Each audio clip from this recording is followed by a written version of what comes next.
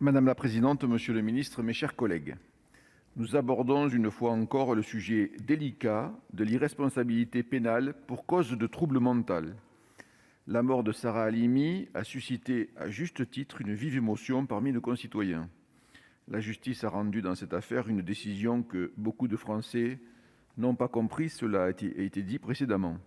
La consommation régulière de stupéfiants par l'auteur a conduit à l'abolition de son discernement au moment des faits et à la déclaration de son irresponsabilité pénale. Le président de la République a demandé au garde des Sceaux de proposer une modification de la loi afin que la consommation de stupéfiants ne puisse pas exonérer l'auteur de sa responsabilité pénale. Notre chambre avait proposé une rédaction visant à permettre la tenue d'un procès lorsque le trouble mental trouvait au moins partiellement sa cause dans le fait fautif de l'auteur. La commission a choisi de remplacer la formule du Gouvernement par celle du texte adopté le 25 mai dernier. Nous comprenons parfaitement la position de la commission qui souhaite qu'un procès se tienne.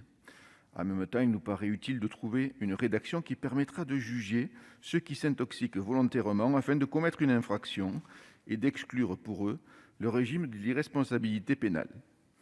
Dans le texte que nous examinons aujourd'hui, le Gouvernement nous propose ensuite de créer de nouvelles infractions tendant à réprimer la consommation volontaire de substances psychoactives ayant entraîné une abolition du discernement au cours de laquelle un crime a été commis et pour lequel l'auteur est déclaré pénalement irresponsable.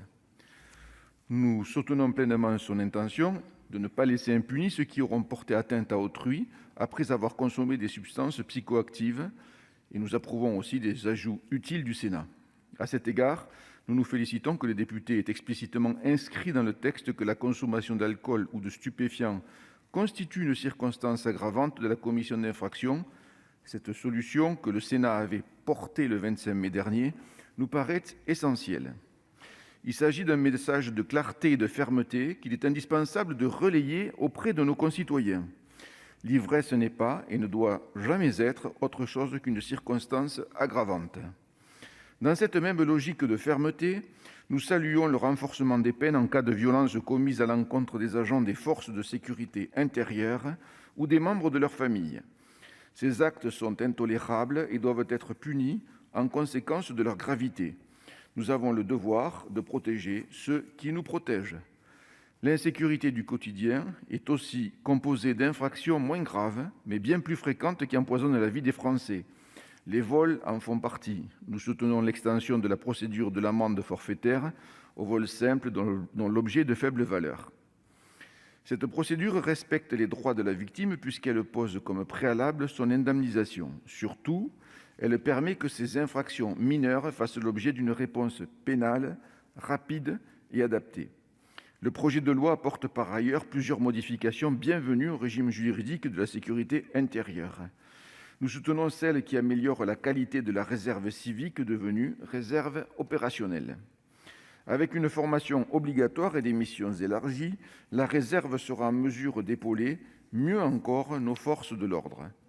Par ailleurs, plusieurs dispositions du texte sécurité globale ont été censurées par le Conseil constitutionnel et figurent désormais dans le texte, assorties de garanties plus solides pour le respect de la vie privée. Nous nous en réjouissons. Il est en effet indispensable de doter nos forces de l'ordre d'un cadre qui leur permette de bénéficier de l'utilisation de caméras aéroportées sans que cette utilisation ne porte atteinte aux libertés de nos concitoyens. Le projet de loi que nous examinons apporte une réponse bienvenue au sujet de l'irresponsabilité pénale pour cause de trouble mental résultant de la consommation de substances psychoactives. Il conforte en outre le respect de la loi pénale et renforce la sécurité dans notre pays. L'ensemble de notre groupe Les Indépendants votera donc en faveur de ce projet de loi. Je vous remercie. La parole